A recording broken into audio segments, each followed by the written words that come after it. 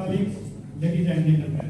Today, we are very much happy that you, the delegates here, to know the activities of KVDA and our initiatives, and we will try through the presentation what are our activities and what are the common issues and challenges to our institution. So I will go through the presentation, and probably I will take only 10 to 15 minutes for the presentation. Then we will have the discussion, and if any queries, we will have we will respond later on.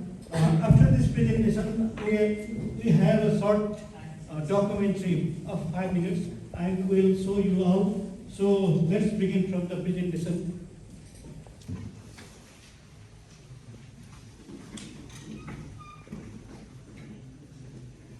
So this is the very initiation of brief introduction of KVDA and its initiatives. So next slide. The KVDA was established in 2012 according to the Act of Kathmandu Valley Development Authority Act 2012, and it has the 20 years of strategic development master plan, and which was made in 2015, and based on this master plan, we will have a program of this fiscal year to develop to prepare the comprehensive development of master plan of the Kathmandu Valley.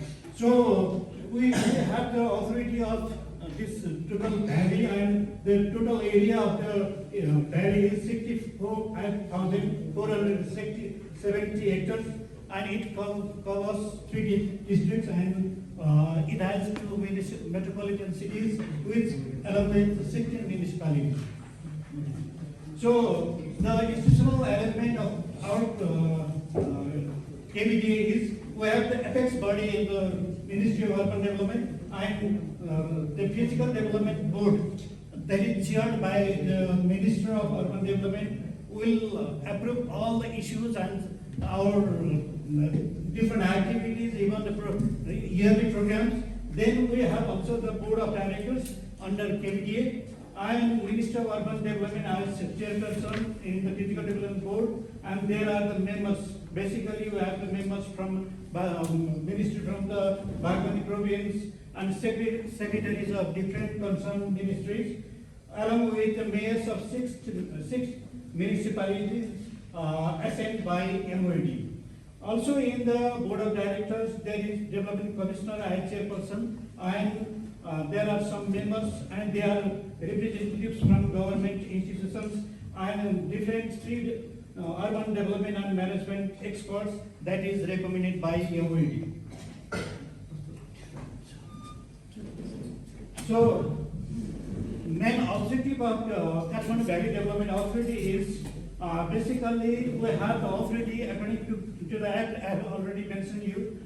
It provides the authority and mandate to work on formulation and approval of territorial and physical development plan of the valley. Next one is the development and approval of and implementation of the land development programs, and it acts as the development control agency of Kathmandu Valley. And also we have the tools for land development, basically the Guided Land Development Program GLD. And next one is the zoning and land pooling. The third one is site and services.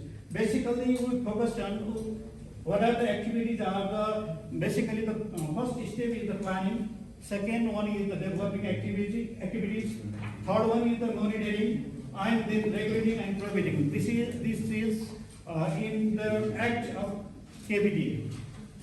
Yes, just I want to show you comparison of both the area, how the area or spatial is changed according to the date. In 1960s, there is the stupa above the, we can see in the first photograph.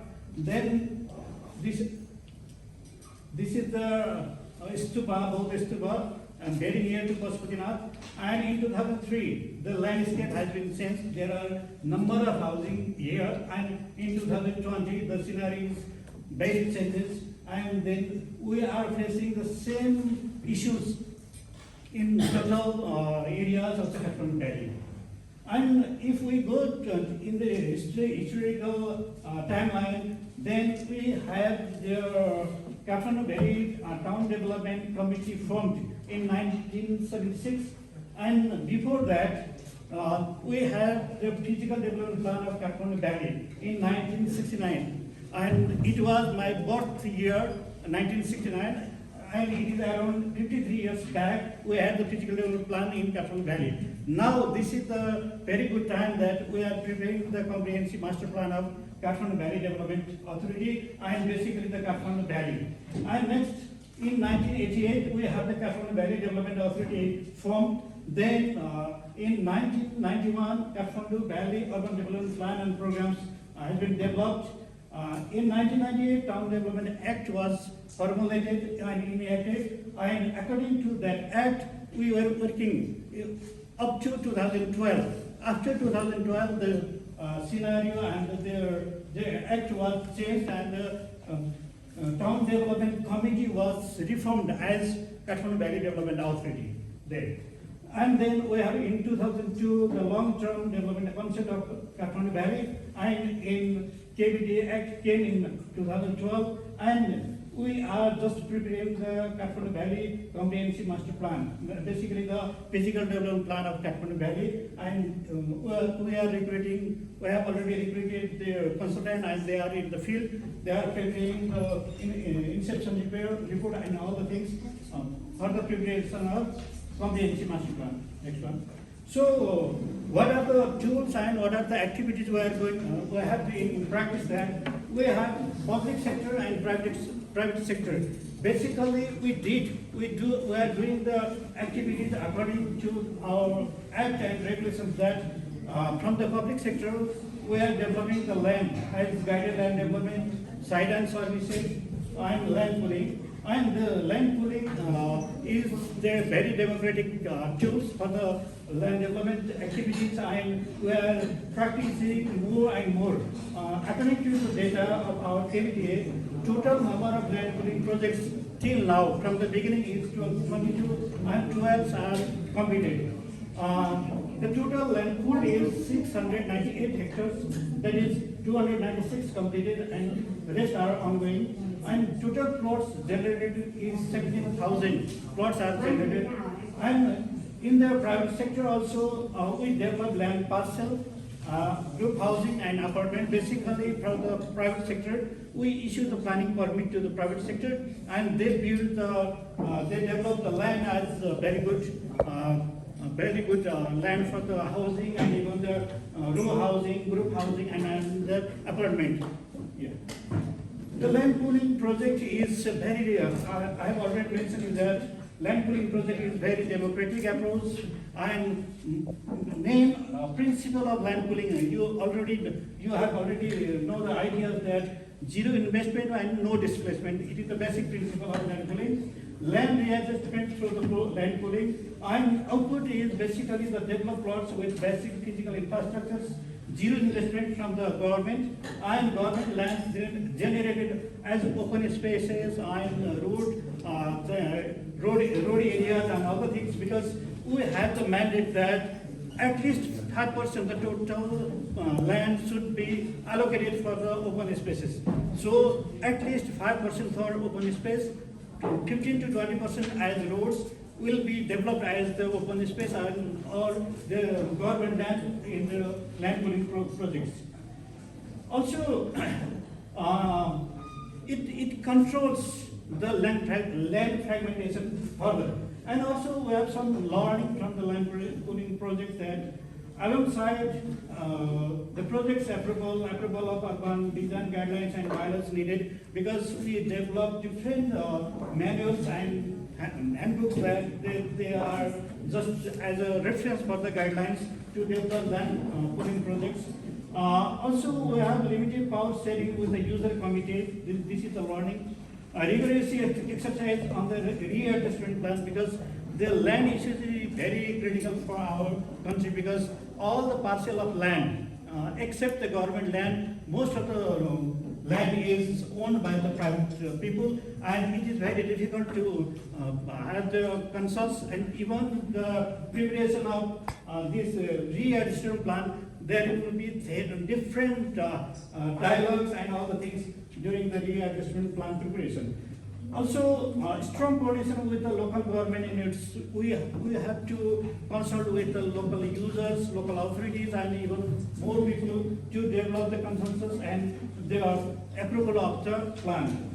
Also, this is also sometimes the rigid guidelines for the extension of project duration, because we are facing different issues.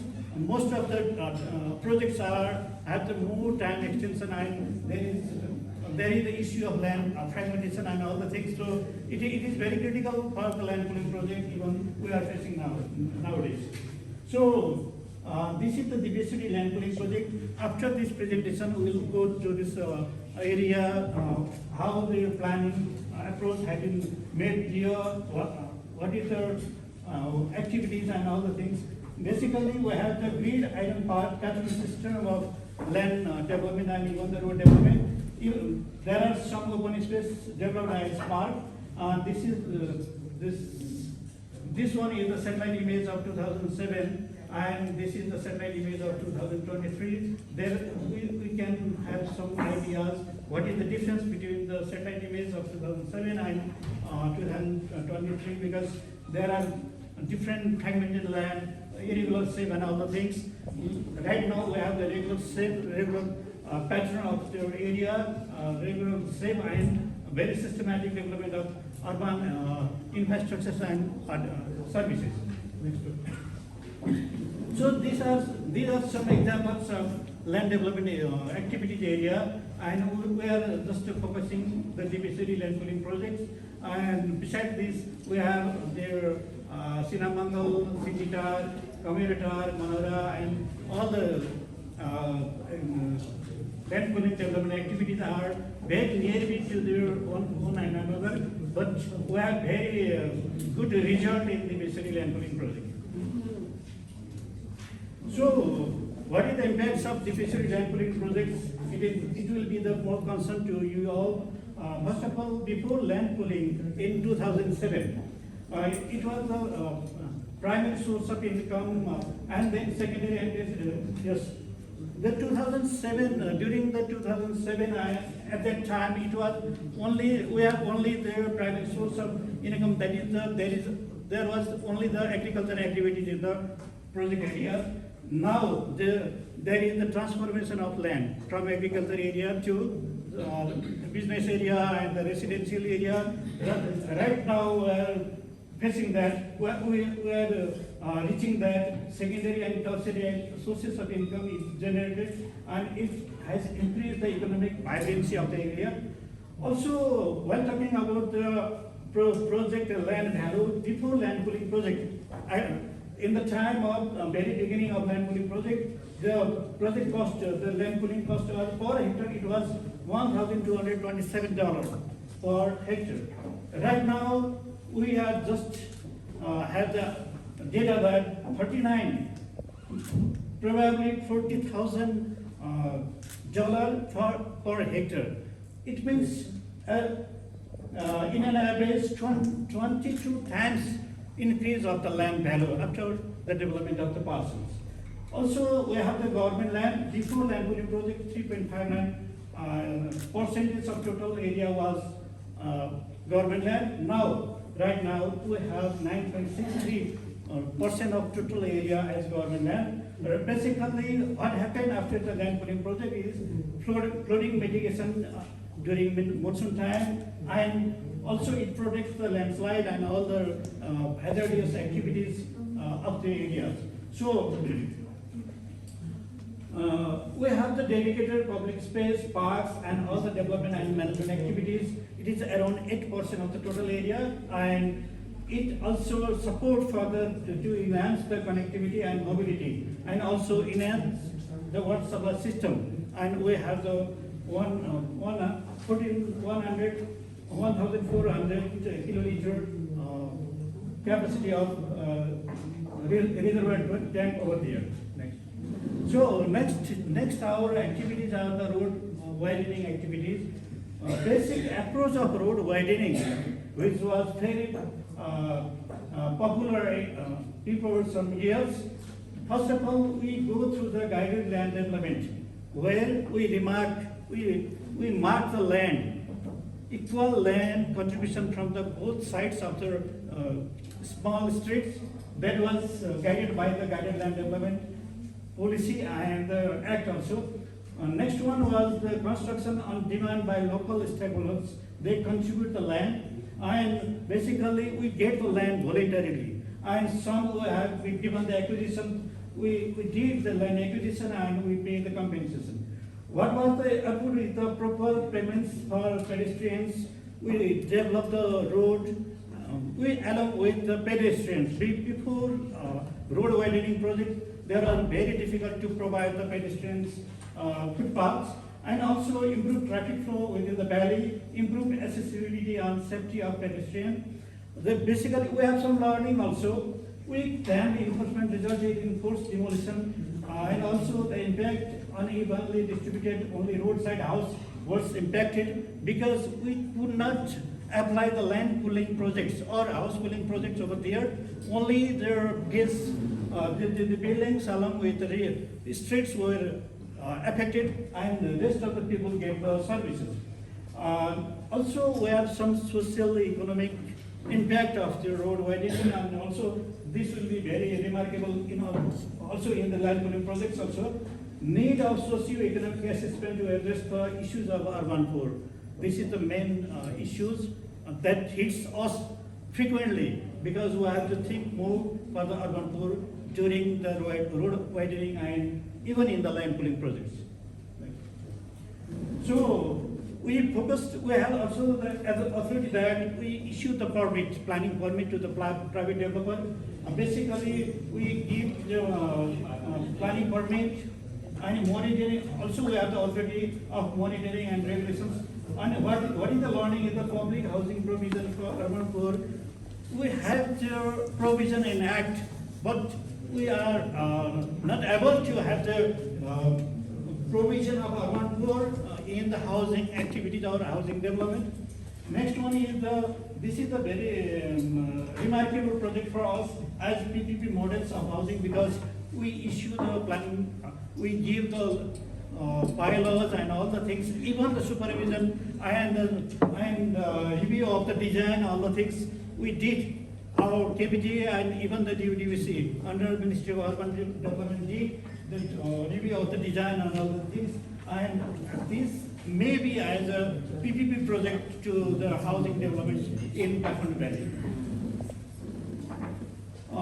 Also, we have a very good project within KVDA, that is ecosystem-based adaptation for climate resilient development, and it is around $6.2 million project, and it is for the least development countries. It is from the least development countries one, and the coordination agency is UN Environment, and exhibition is done by Kathmandu Valley Development Authority. Basically, it is the grant, and the main objective is to strengthen the capacity of government agencies to incorporate climate adaptation into development plans.